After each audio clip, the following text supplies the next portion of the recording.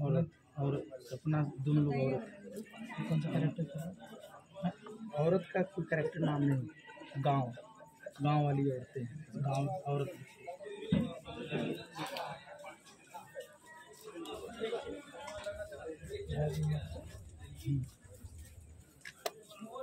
ठीक है।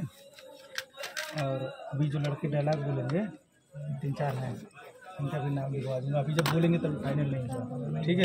ये तो आशुतोष लिखो, आशुतोष लिखो। जो लड़का यहाँ का है वो 5वीं 8वीं फिल्म कर रहा है। मैं लिखो आशुतोष। हैं?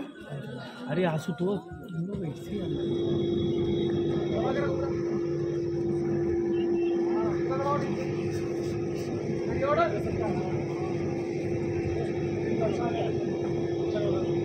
सही है।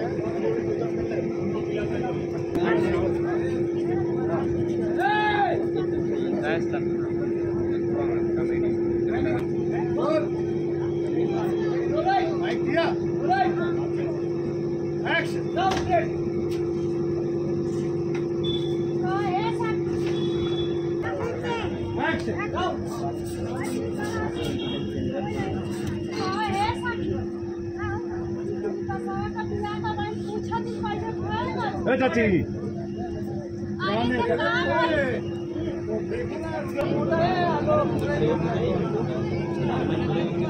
नहीं मिलेगी।